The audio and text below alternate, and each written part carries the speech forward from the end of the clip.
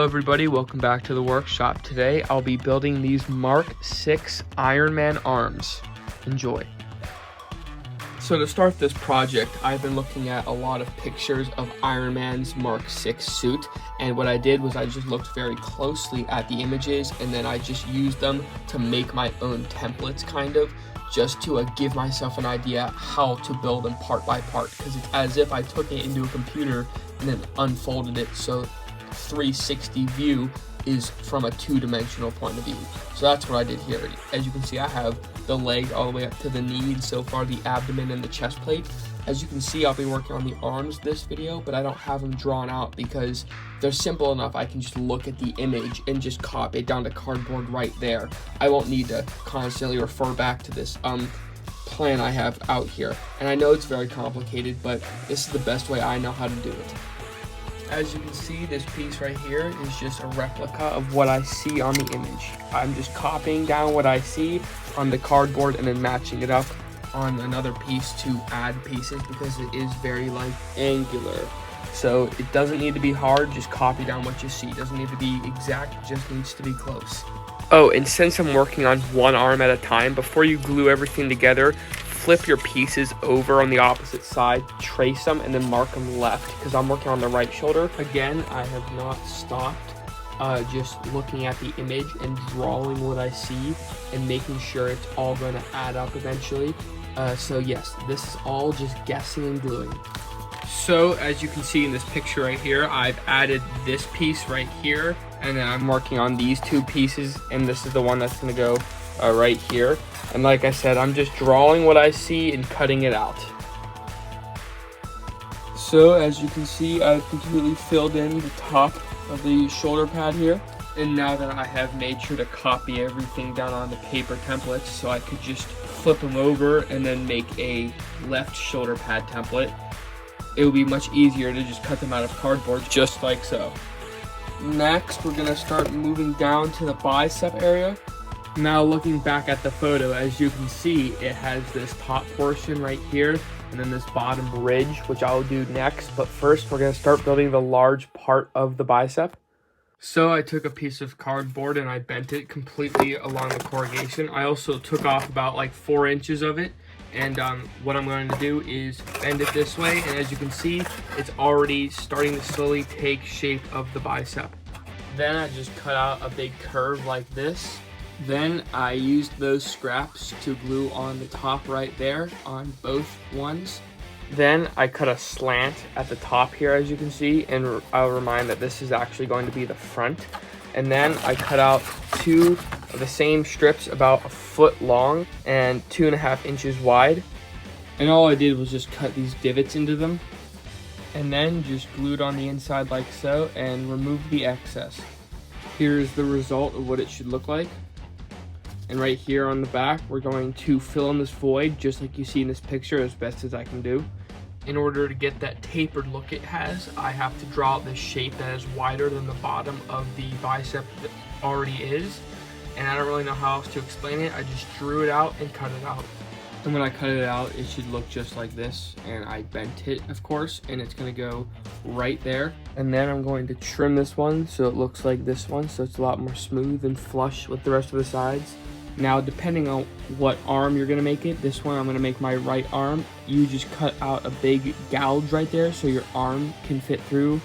And what I'm going to do is work on the bicep on the front. And as you can see in the picture, there's these crevices that run along the bicep, and I'm going to do that by drawing it on, as you can see, and I'm going to cut this shape out and re-glue it back in. Well, I did just that, and what I'm going to do is just glue them right back where they belong, except I'm going to glue them so they're kind of hovering out so you can see all the cracks and crevices, just like so. And I think it's turning out pretty good. Then, as you can see, the crevices are filled because it does require some extra support, and I filled those with some scrap pieces of cardboard just like that on both arms. Then towards the bottom where the joint starts to begin, I added these upside down triangles and glued them, and they're slightly bent, but as you can see on the picture, that's what it starts to look like. And now we're going to move on to the forearm, but we're going to start off by building the elbow right here. So it's going to look like this. this isn't really worth that much explaining, so I'm going to show you this. 3 pieces.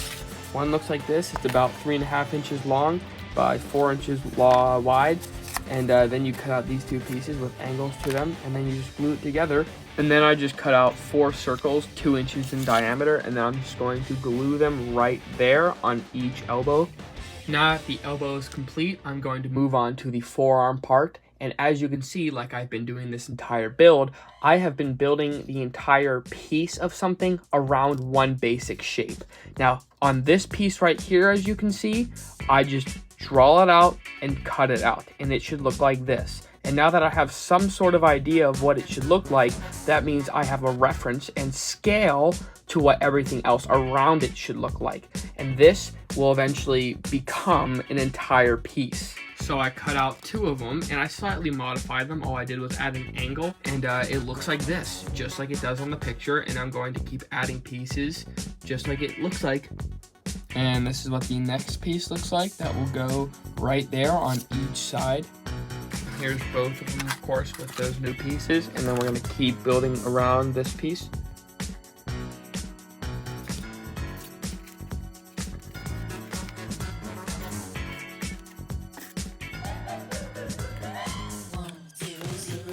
So I got this large piece of cardboard, and I bent it completely against the corrugation here.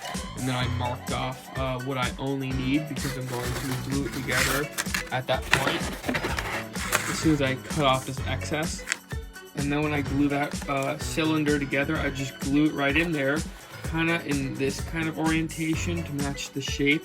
And then I cut off a little bit here just to give myself some mobility, and I can still bend my wrist right there.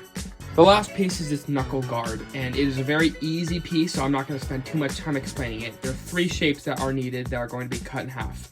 So I drew it out, cut them out, then put them next to another piece of cardboard to draw the other shape. Cut that out as well, and also I cut these all out with an angle right there, so when I glue them together, you'll end up with this shape right here. So for the right arm, I have turned it this way right here, so now it's on its side. And then you can use duct tape, but I'm just using Gorilla Tape because I have it right now. I'm going to want to place a strip right here where I marked it, as you can see. Make sure that's mounted on there pretty good. And then get another strip, pretty much the same exact size, and just put it underneath exactly on the same axis as where you put the first one. Smooth that out at the bottom right there as well. And then you can fold that over so it connects right there.